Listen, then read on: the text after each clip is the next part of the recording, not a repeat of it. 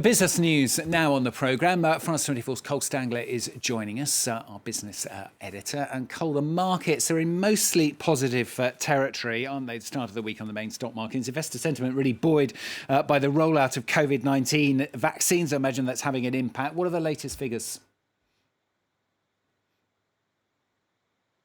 That's right, Stuart. Investors balancing optimism over the vaccine rollout with concerns over the ongoing health situation, also closely monitoring those talks between the EU and the UK over a post-Brexit trade agreement. Let's get you those European figures to start. Shares on the FTSE, though, just below the flat line to start the week. The CAC 40 and the DAX in Frankfurt, though, both up around 0.8%. Turning to the Asian markets then, mixed bag really so far. We're seeing for today gains on the Nikkei and the Shanghai Composite to kick off the week, but some slight losses in Hong Kong and the Kospi in Seoul, where shares are down nearly 0.3%. Let's go to India for this next story. Those mass protests we've been reporting on here at France 24, where the country's farmers are continuing. I mean, they're bringing tens of thousands onto the streets, aren't they, against the government's agricultural reforms. Why are these new laws just so controversial, though, Cole?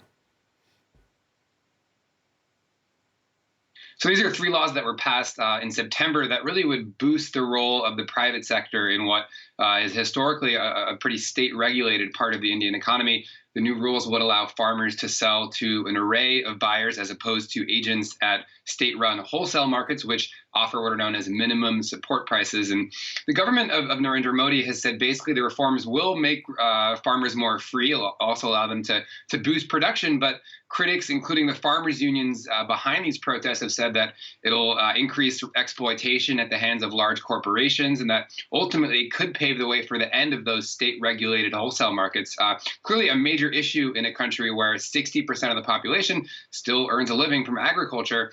In response to the protests that we have seen that are continuing, the government has proposed amending these laws, but farmers' unions say that they want the whole law, these three whole laws, to be repealed entirely. And that's what we're seeing the protests today to this effect, also including a hunger strike trying to get them. And finally, with Cole, we're going to talk about artificial intelligence now. This is the EU Agency for Fundamental Rights. They've sent out a report, haven't they? And it's raised some key questions over the use of artificial intelligence.